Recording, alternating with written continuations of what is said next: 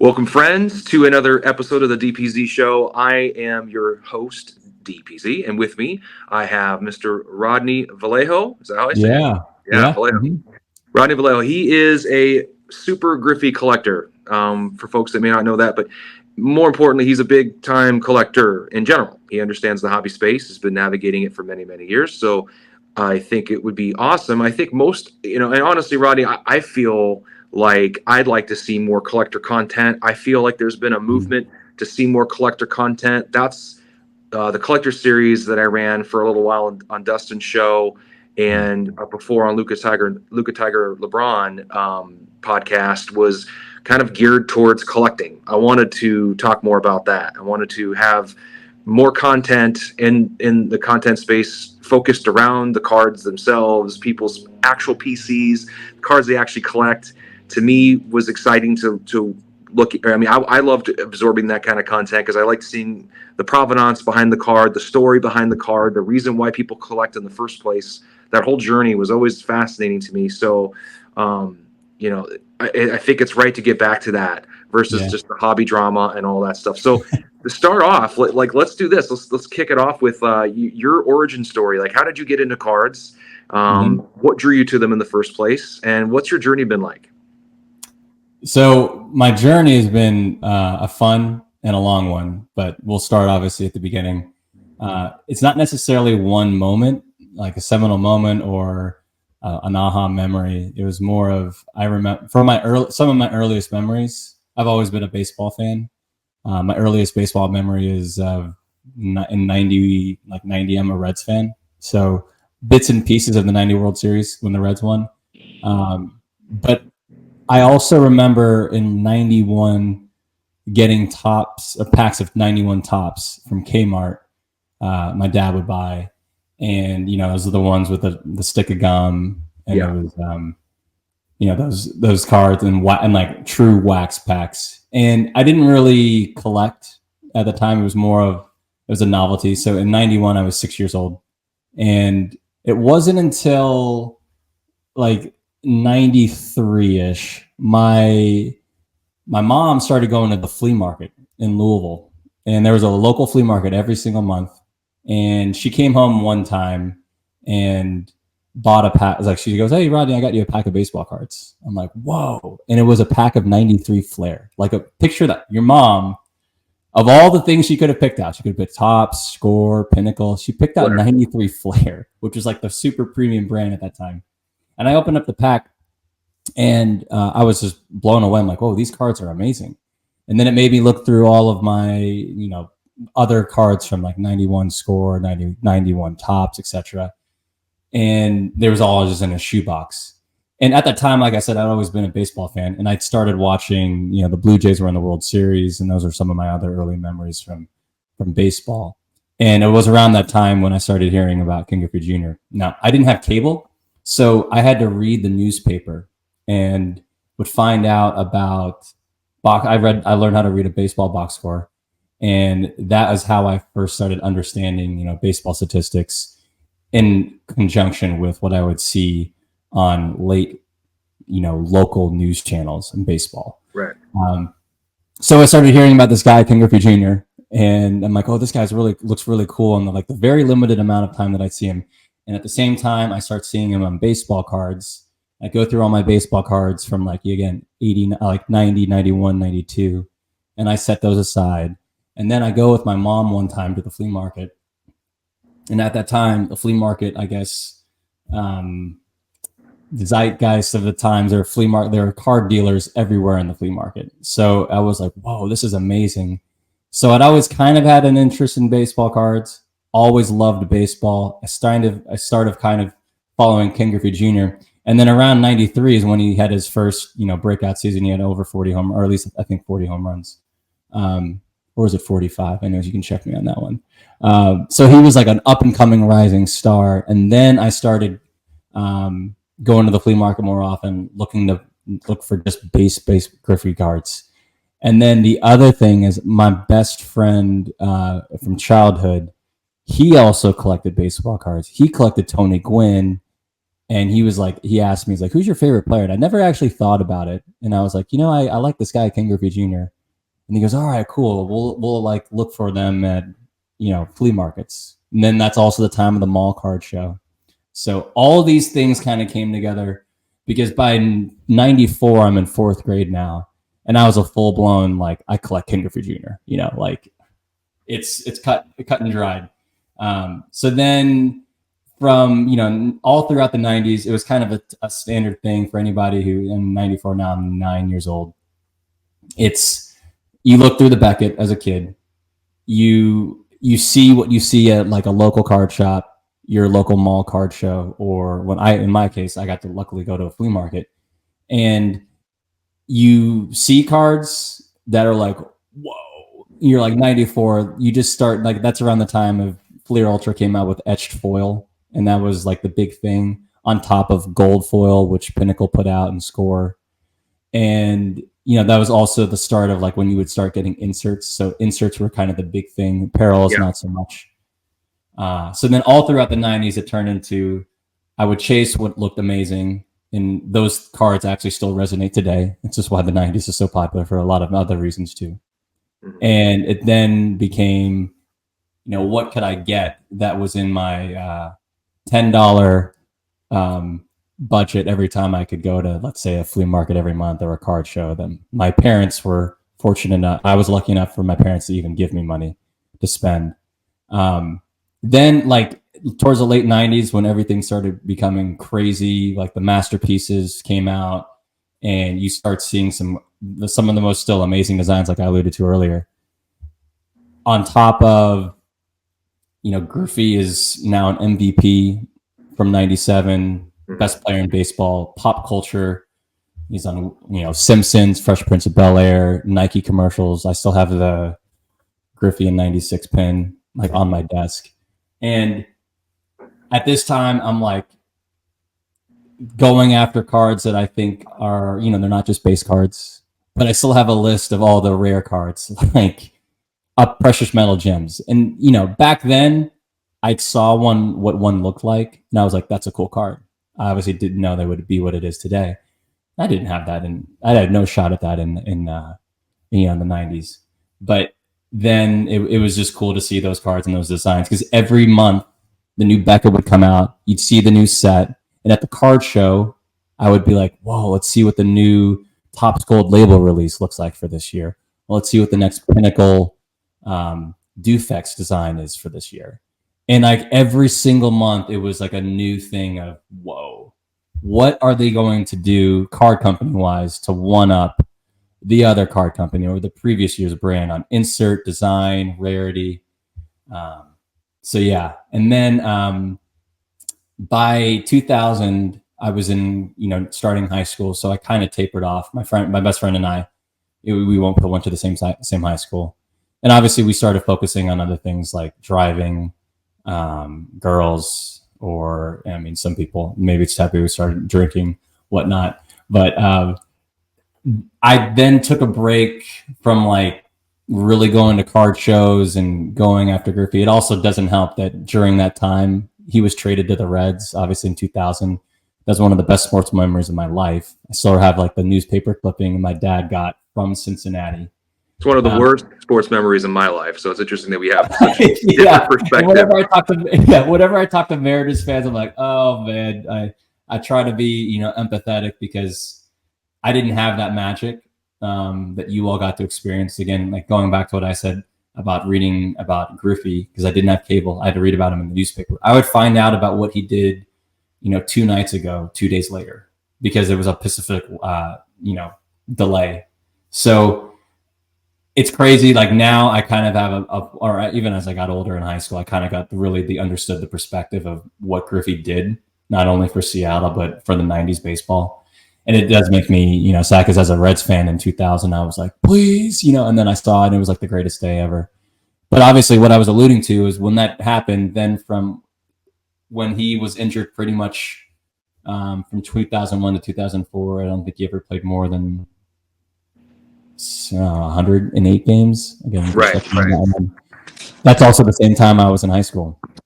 So it's not like my baseball interest, waned. It was more of just my general interest in cards. But then, like towards the end of the 2000s, I would still check eBay in college and in high school, but it wasn't until like 2010 when, like 2010, 11, I'm in grad school now in Chicago, and that's when I started, picking this back up. I still had my list of cards, and like my senior year in college, I actually bought a Beckett for like the first time in like maybe 8 years. I was like, I'm going to go through and I have the Beckett right here. It's from 2007, January 2007. And I'm going to go through and make a list of all the cards that I wanted as a kid. And then still never have. And again, in college, I don't have any money. But, 3 years later, 2010, 2011, 4 years later, I'm like starting to look at prices on the cards. I'm like, oh, wow, I could actually afford this. And, I talked about the PMG about a moment ago. The Griffey PMGs from 98, or in basketball, they know that as the PMG champs. Those were selling, Griffey's were selling for $150. And I'm actually remember I have a saved eBay page in my files of a Griffey going for under 150, or like, I think it was a buy now for like $50 too. So I'm like, wow, I have more disposable income. 2010, I'm now 25 years old. And I also am like, well, I could afford some of these cards. So I started buying, and then like 2010 or 11 and 12 is when I discovered the forums, Blowout Cardboard Forum, and then Freedom Cardboard Forum. And then there's a whole like 90s page, Griffey page. And that was like a wave of nostalgia. And I was like, all right, I'm hopping back in. And from that time, so I think I officially got back in the hobby in 2011, late 2011, 2012. And I do have a cool story. So what like solidified me getting back? Because again, I was buying, like a Bound for Glory autograph from SPX from 97. That's like, $250 at the time. I was buying like a 99 Diamond Producers Griffey. And at the time that was like, $40. So, autos were still, under, 300. Ultra inserts for 1 and 280 packs, like those Diamond Producers from 99 were, under 100, under $50. Right. I bought a box of 1997 Flair or Topps Finest and Series 2. And I was like, man, this is just fun. I never got a chance to buy a box of these when I was a kid, when they came out in 97. And I just wanted to open up. And of course, in the back of my mind, I'm like, what if I pulled a crazy rare Griffey card? And I remember I got the box on a Friday night, came home from work, and I'm like, well, I'm going out. I went out with friends that night, and I'll open up the box tomorrow. And I wake up the next morning, had a little too much to drink, but I'm like, I'm going to open up this box right now because it's like the first thing I thought of. I get to the 7th pack, and I open up the pack. On the front is a Jim Thome and then a Barry Larkin. And then as I'm thumbing up the page, Dennis, of the cards, I see like first when I open up the pack, I see a deckled edge. So I'm like, okay, I got an embossed card, or maybe even a gold emboss. I'm like, okay. And then I think if I'm going to jump to it or not, and I don't. So I turn over the front. It's like Jim Thome, Barry Larkin, Brian Giles. And then as I'm thumbing up to the next card, like I guess there are a couple cards stuck together, because I then like see the bottom of the embossed card, and I see like a G. I'm like, no. So I pause. And then I slowly lift it up. I'm like, and it was literally a gold embossed Ken Griffey Jr.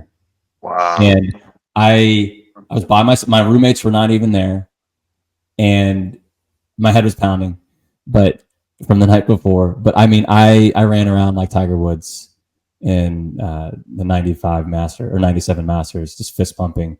I was like screaming, and I had no one to share this with. I called my mom. I called both my roommates, called my best friend. Some of them answered. I don't remember what. I don't think my mom answered. Or my mom did answer. She's like, "What are you doing right now?" But that was the moment. I was like, oh, I'm 100% in. And it didn't, like, again, the concept of that, I didn't even look at the odds. I found out later it's like 1 in 2,888 packs. I'm like, oh my gosh. So I mean, yeah, the odds of hitting that card, and you hit it, and what did it do? Like, it literally sprung you into the experience you've had for how many years now, right? Yeah, exactly. So that was like the wave of nostalgia. I'd never even seen what one of these looked like, let alone a Griffey. And I'm like, maybe I'll buy a box. Maybe I'll get one. I'm like, you kidding me? So actually get one. So since then, so it's been about 10 years, 10, 11 years. I've been back in the hobby, and my collection has transformed from, I've been able to get all the cards that I wanted from a kid, all the way up to a lot of the high ends. And then it's more of like my collection of, since I got everything when it was, readily available, more so than it is now. I've been able to leverage that into getting cards that I've always wanted to, but never even thought that I could get. So, right. Yeah. So, talk to me about the Griffey market and the collector base. How firm do you think that is? And you look at collector bases. I always think collector bases are what really buoy and anchor the value of some of these cards, the sustainability, the growth, potential growth, all of it really factors into the collector base, because if there's no collector base, then there's no real reason. Prospecting is a lot of fun, but you have to, they need to develop into a great collector base for it to actually have any value in the long run. Talk to me about Ken Griffey Jr.'s collector base and his market. So I think Griffey's his collector base is one of the most widespread and one of the largest out there. And I'm talking about across all sports. And I can kind of back that up with numbers. So I run the Griffey Facebook group, and there's close to 10,000 members in that group. There used to be 2 Griffey groups. There was the one that currently exists today, and the other one, they've since merged. But at one point, both of them had, over 3,000 members in both. And it's beyond just that.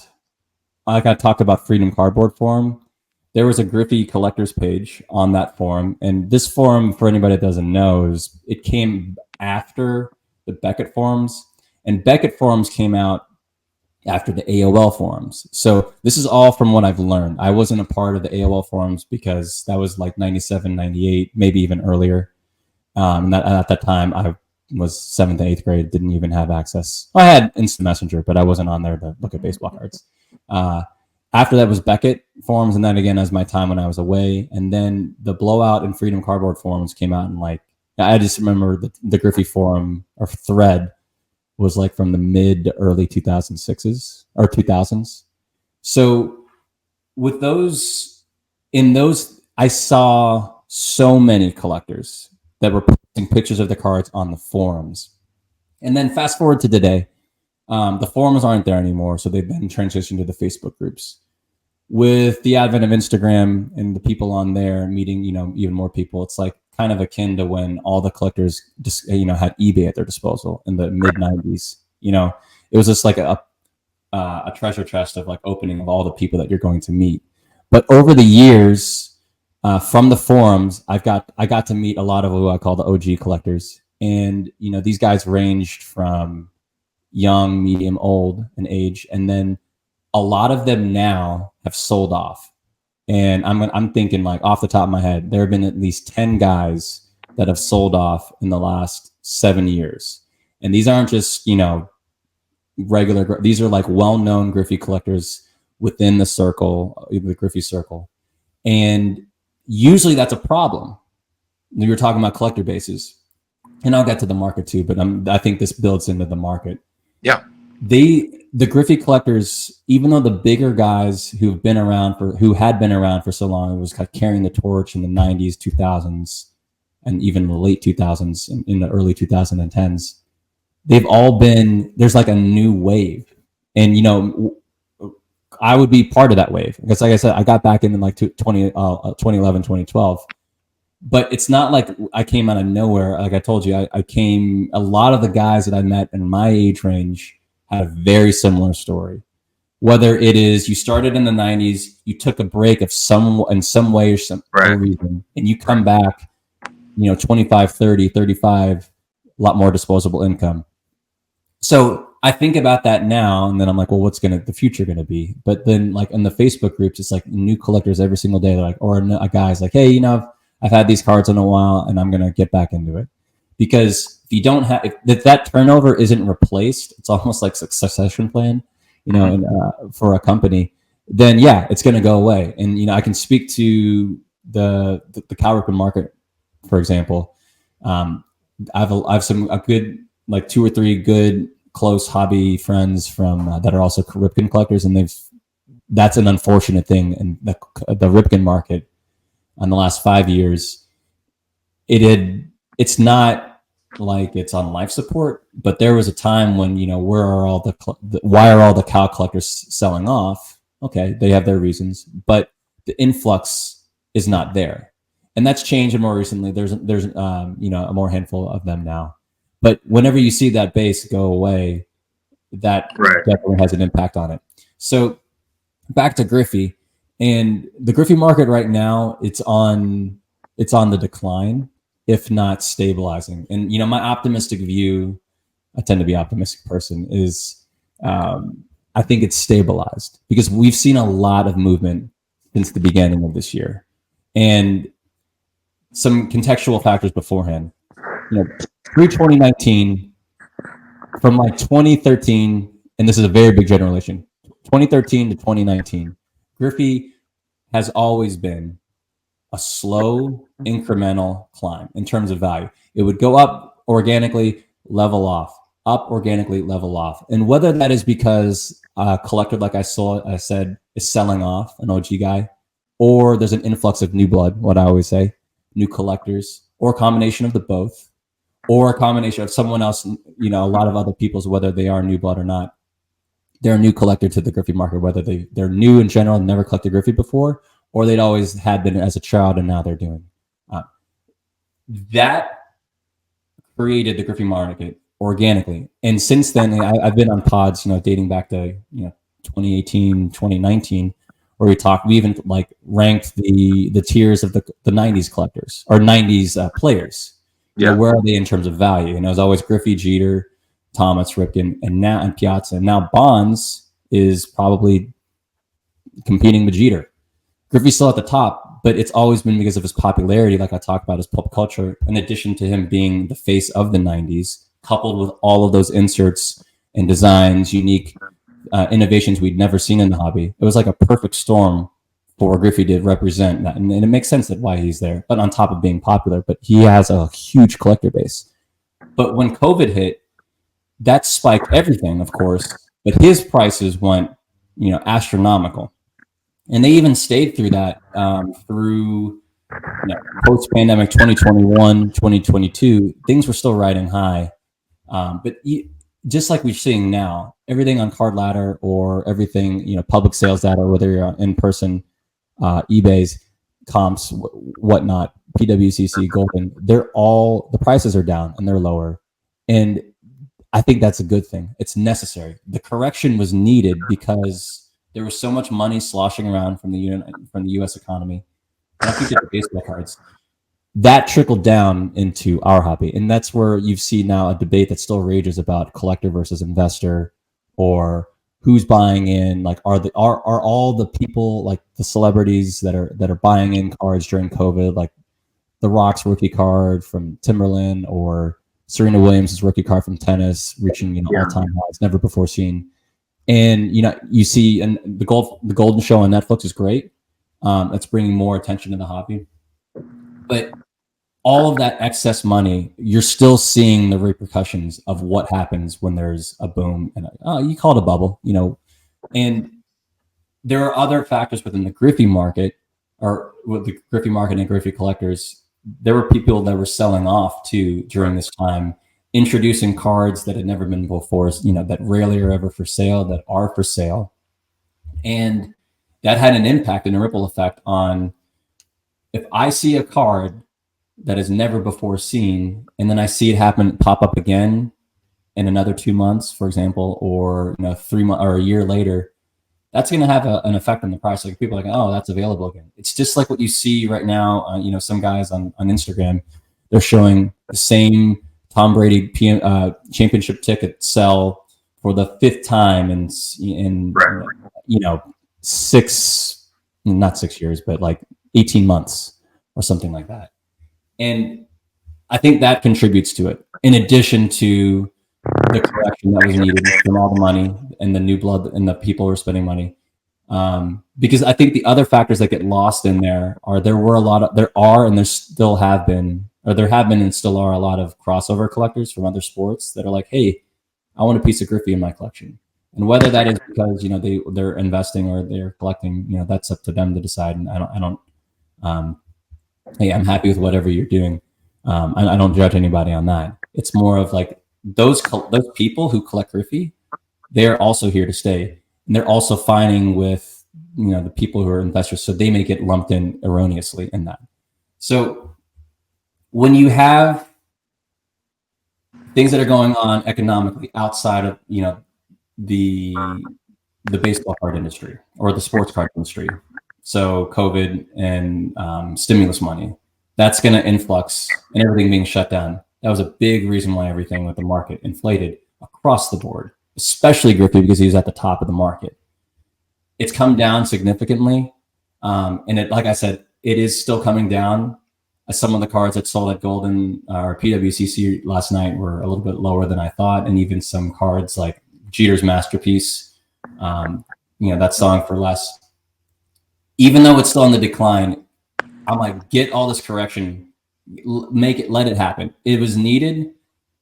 Now let it stabilize, because the other thing that was going on behind the scenes with the crash, you have inflation, things economically around the world, whether it be economic instability or, you know, instability in other ways around the world outside the United States, that affects the economy, and the U.S. economy affects, you know, our cards here.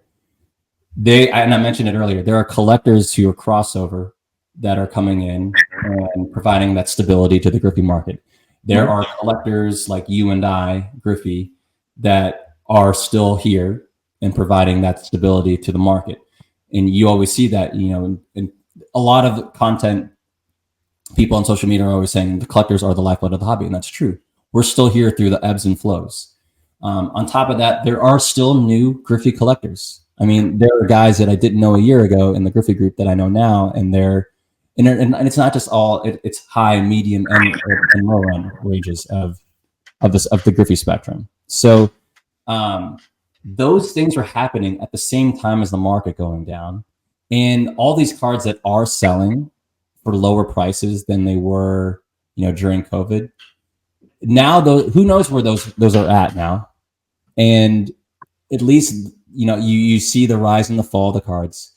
But the other thing that was going on in the private market that I noticed, the high-end cards were not negatively affected as nearly as much as some of the other 90s 100 cards. So I'm talking about, you know, this is the third time I brought it up, Griffey's PMG, the cards like the rubies, not the rubies from baseball, but let's say the 97, 98, 99, 99 rubies in basketball, and credentials in basketball.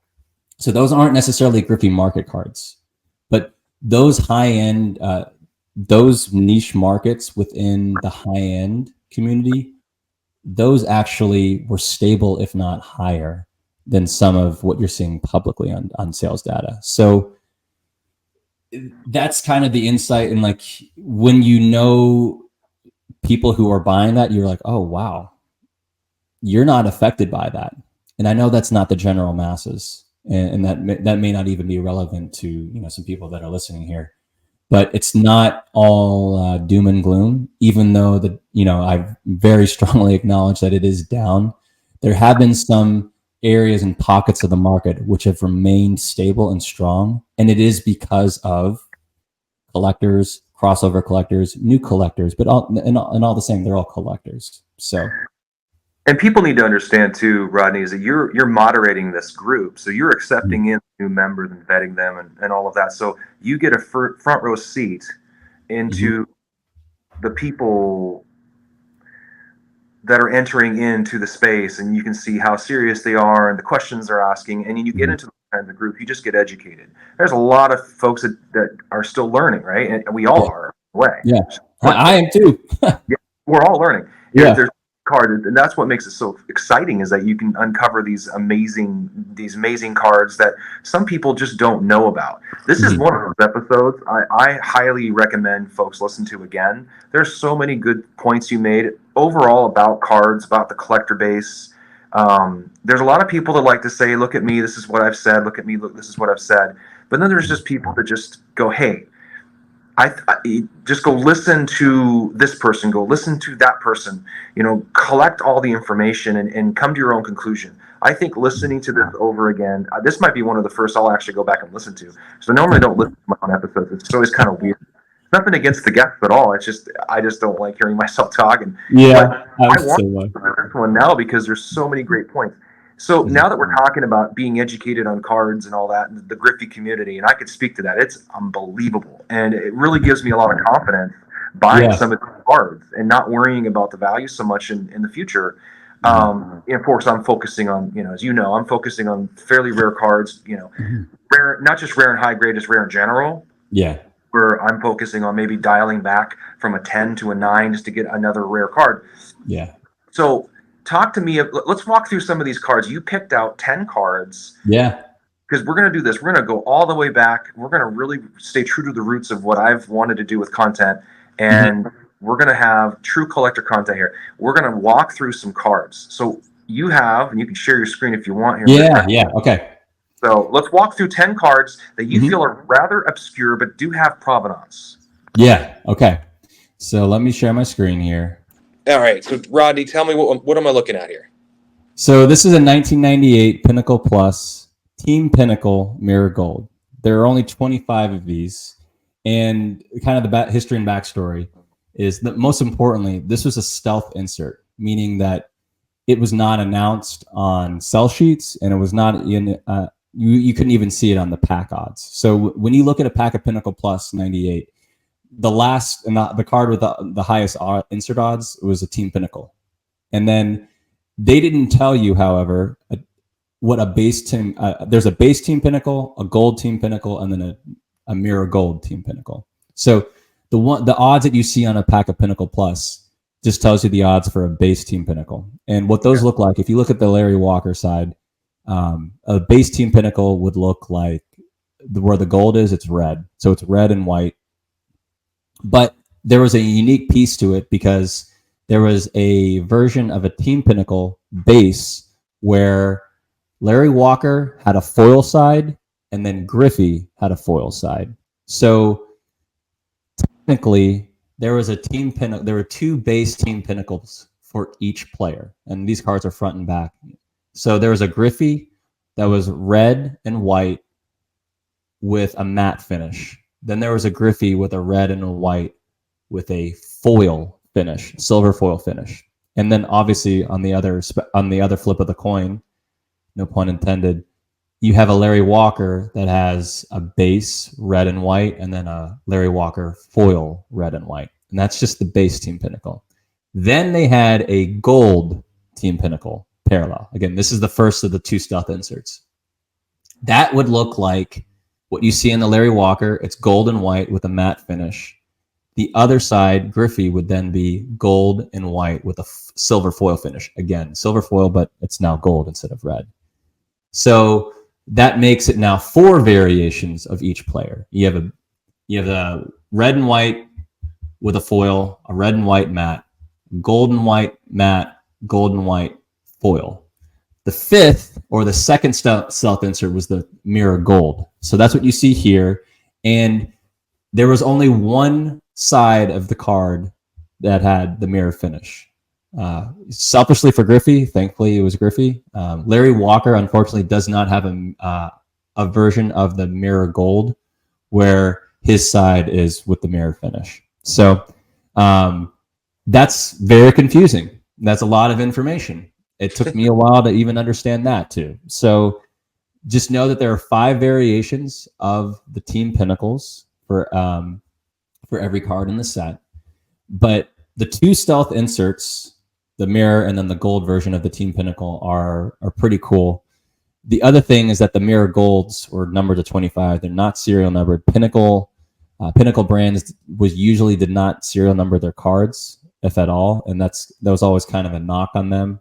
Is like they have some of the rarest cards from the 90s, but you just don't know, like, other than what it says on the pack odds. And then in this case, you don't even know because it wasn't even announced.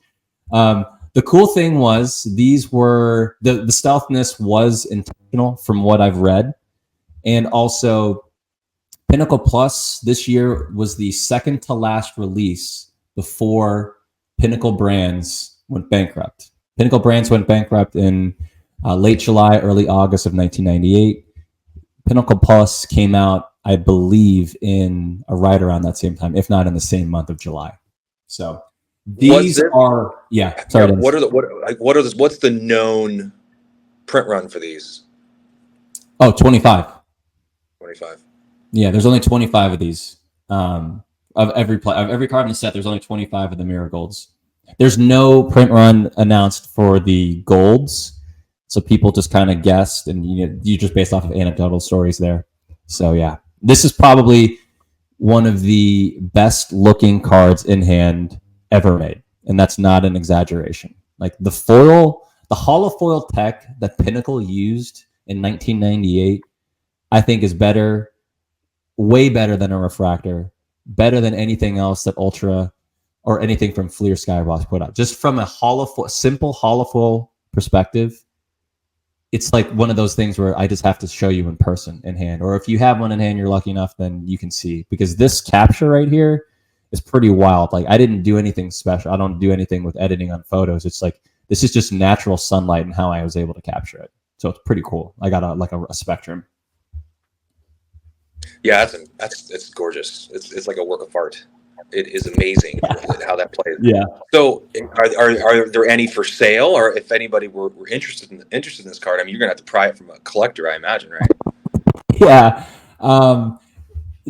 This may be good info or bad info. I've only come across 6 of these since I got back in 2013. And those are 6 that I know are not the same card. Obviously, it's very hard to do that without serial numbers, but I only know that because they were owned by 6 different people, or currently owned by 6 different people. So the only way that you can find these with the easiest way is, like every other way, is you could still buy a pack of Pinnacle Plus or a box of Pinnacle Plus on eBay. They're pretty reasonably priced at like $125 to $200. So. There you go, guys. A fun way, an inexpensive way to try to strike gold with a set like this. I mean, that's a great takeaway from the episode all alone, right there. Just, hey, a great fun way to rip wax. Yeah. To pull a really beautiful card like this. Somebody has to pull it. Might as well be you. There you go. I love it. All right. So now we're going to look at another card. Why don't we? And Roddy doesn't know what's going to pop up here, which is this is kind of cool. I'm like, what's going to pop up next here? The anticipation is killing people. There you go. Okay, so this is probably this is a top 3 card in my collection, and this is a 1998 Pinnacle certified mirror gold. And some of you all may be thinking, wait a minute, Pinnacle certified. I thought that stopped in 97. Well, this was an unreleased set.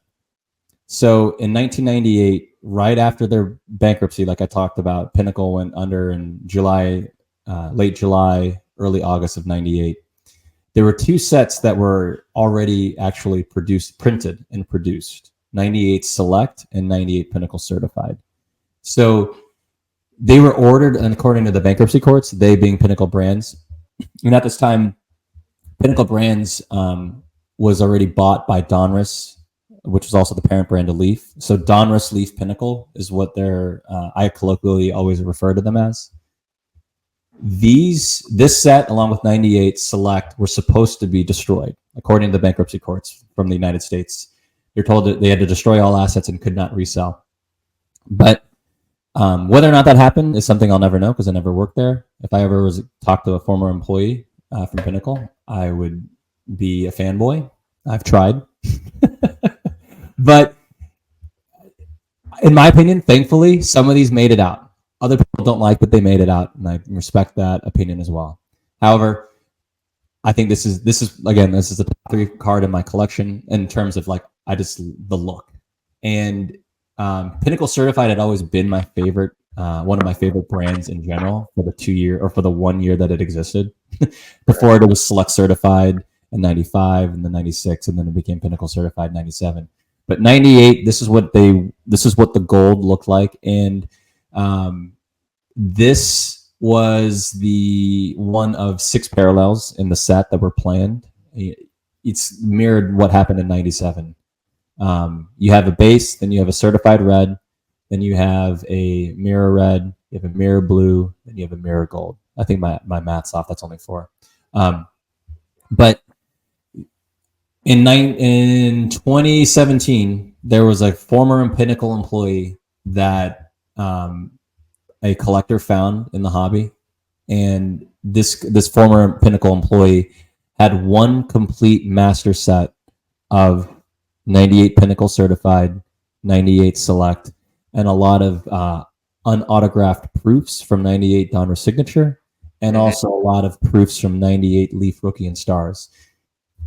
The reason why there's Pinnacle Certified, or why there's Donruss Signature and Leaf Rookie and Stars in that, is because those 2 sets were released after Pinnacle went bankrupt in 98. Eventually, Pinnacle Brands reached an agreement with MLB Properties to be bought by Donruss Playoff, and they were allowed to release 98 Leaf Rookies and Stars and 98 Donruss Signature, both baseballs brands. I'm assuming the same because 98 Leaf Rookie and Stars is also in football.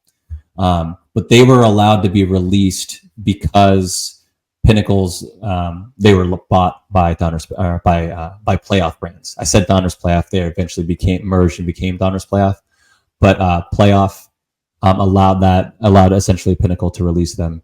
And what you see here, this is the mirror gold. There is one mirror gold, or there's at least one mirror gold of every player in the set. That's confirmed to exist. I've seen it with my own eyes. So in 2017, I wrote about this in Baseball Cardpedia. These hit the market, and collectors went wild, private collectors. And thankfully, I was able to get in touch with the guy that found the Pinnacle employee, and me and a couple of my other Griffey collector friends, we were able to go on and get pretty much all of the Griffies. This is one of them, and it's been a card that I'd always read about on the forums, on Freedom Cardboard Forum, and it's not surprising, not coincidental, I believe to say is the best way to say it. There are multiple copies of superstar players for certain parallels and inserts in Pinnacle Certified and 98 Select compared to, let's say, semi-stars or common players. So my thought is that during the time of bankruptcy, when things were being ordered to be destroyed, obviously they weren't. They were taken out. Don't know. I'm conjecture on who. And certain players' cards were taken more so than others. So, for example, this Griffey Mirror Gold is one of 4 copies that I know to have exist. The reason why I'm past tense is because I know one copy was actually destroyed in transit by a FedEx truck.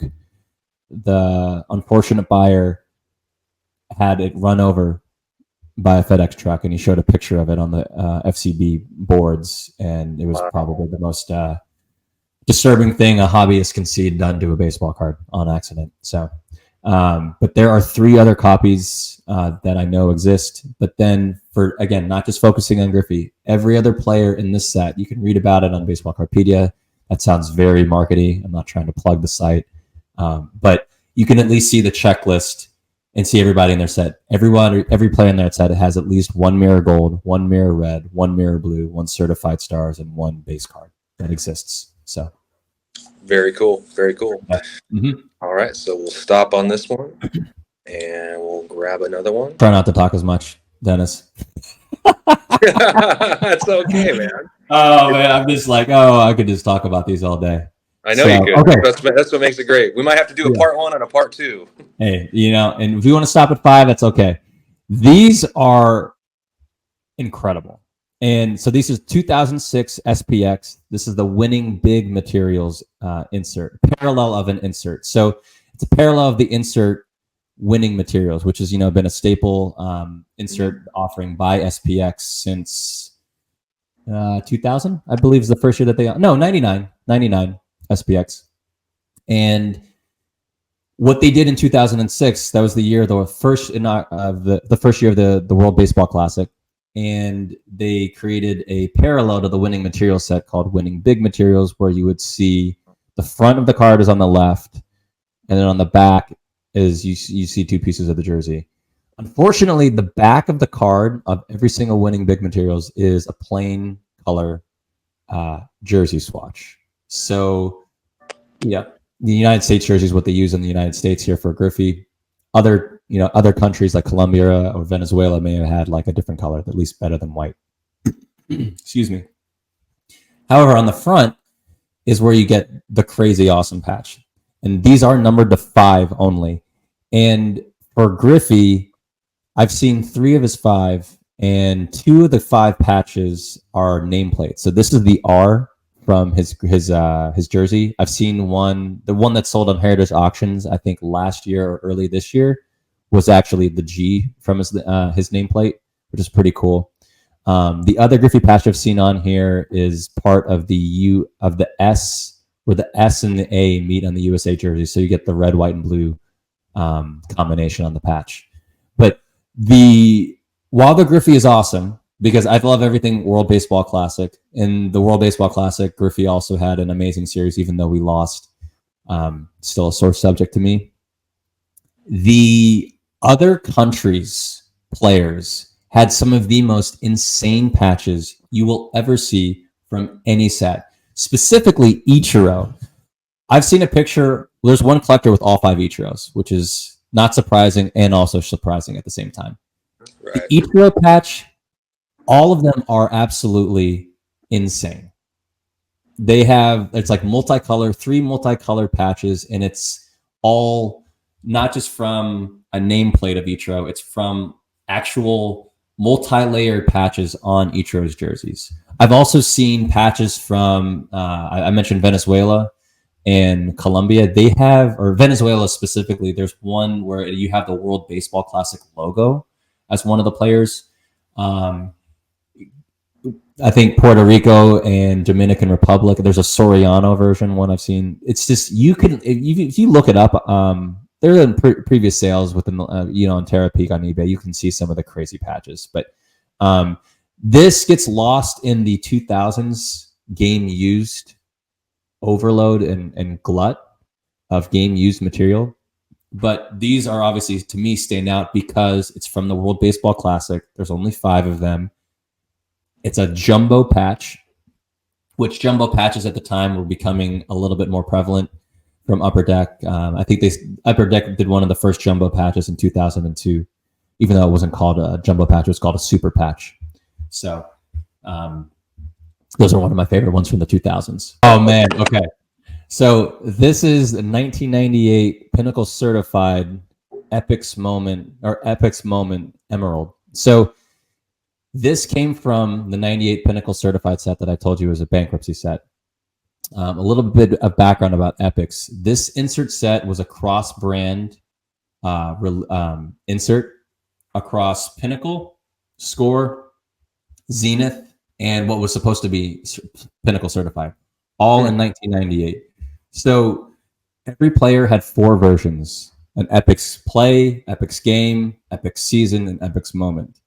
The Epics Games or Epics Plays were the most common. The Epics Moments were supposed to be the rarest. All Epics Moment Emeralds, because then there's an orange, a purple, and an emerald. The Epics Moment Emeralds were numbered to 30. So, excuse me, Griffey was supposed to have his Epics Moment packed out in 1998 Pinnacle Certified. Not every single player had their moment packed out in Pinnacle Certified. Let's say Derek Jeter was supposed to have his Epics Play packed out in 98 Pinnacle Certified. So I think there were 24 players in the set. and every single player up before 2017 had one card of the 4 epics missing because Pinnacle Certified from 98 was never released. When all of these cards hit the market in 2017, the secondary market, collectors, like I said, went crazy because they were all now had an opportunity to complete the 4-card run in the epic set. And the epic set within baseball is one of the most collected sets from the 90s ever. And I think it's cool because this is rare, but it was obviously never pack issued, which is unfortunate. So these are very, very rare. But I think it's cool because this to me is the impetus and the foundation for what you see in the modern day Kaboom cards. Panini, a lot of people from Pinnacle Brands ended up going to work for Panini when they went under. Not saying that they went directly from Pinnacle to Panini, but that, you know, the timeline for them that does exist. And I think what you see in the Kaboom cards, like this is the first time you ever saw this card design used. So it's like the grandfather of what you see in the modern day Kabooms. Very cool. Very cool. Yeah. How did you get your hands on this one?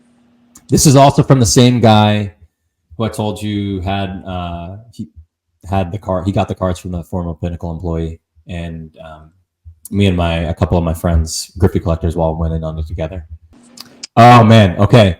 So these are from 2000 Upper Deck, and these are the 1-of-1 game jersey patches. So this was a huge set at the time.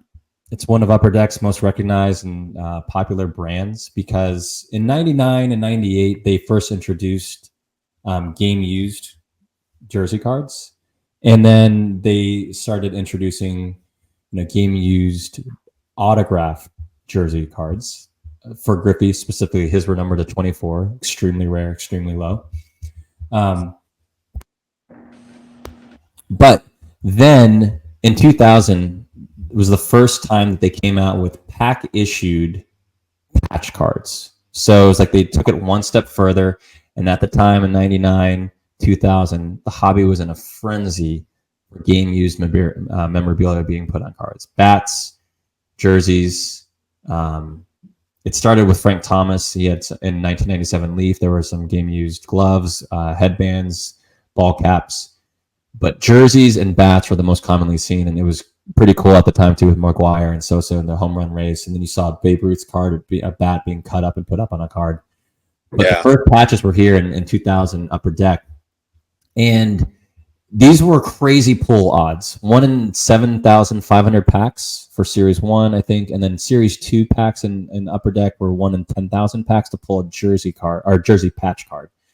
And it's just cool because you see the napkins or the derogatory term, I feel like, just one color swatches, which were cool. But then you see the patch, and you're like, oh my gosh, multi-colored versions from letters, nameplates, team logos. But most people may not know that there was a 1-of-1 for every player in both Series 1 and Series 2. And Griffey's has surfaced, both of them. And because Griffey was traded in 2000, it was pretty cool that Upper Deck was able to put one in a Mariners, one in a Reds, even though they didn't have a Reds card that was game used to put in a jersey, or a jersey to put on a card. But it's interesting as you see Series 1 is what you see at the top. That was machine stamped 1-of-1 on the top or on the front of the card.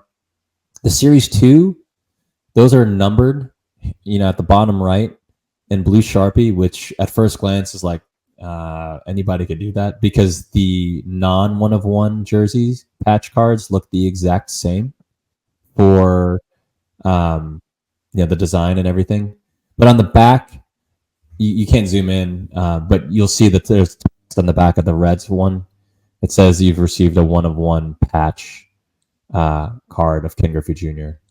The distinction they used in the top version, the top card with the machine stamp on the front of Griffey, that's a different player photo than the base patch card that was released as well. So each series 1 and series 2 had 2 different distinguishing factors to separate it from a base card. Series 1, they had a different player photo, and you had a machine stamped 1 of 1. Series 2, you used the same photo, but there was a 1 of 1 and a hand numbered on the bottom right, and then also, most importantly, on the back was text saying that it was a 1 of 1. So awesome. Well, that was a treat. Thank you for taking the time. As I shift again here, I know I've got some technical issues with my phone or my computer not working, so we had to be very creative here in how we did this. But I hope everybody enjoyed it. It's like smack dab right on an hour, 60 minutes. So it's always good to try to keep it below that.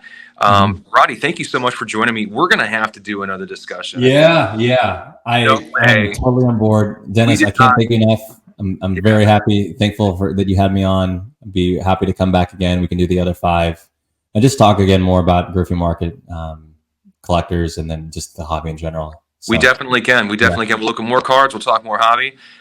You guys follow Rodney's and at Rodfest on IG. You can follow me at DPZ, and of course subscribe, like, share the Sports Card Dad channel. Thank you so much, Rodney, for jumping on today. You guys all have a great rest of your weekend, and I hope you enjoy this content that's focused directly on cards and collectors. Comment below. What do you think of this? Is this something you want to see more of? We can do more of that. I'd be happy to. Anyway, thanks for giving us your time, Roddy, and thank you out there for giving us your time and tuning in and listening. And I hope you all have happy collecting out there. Enjoy things and be safe. Take care. Thanks.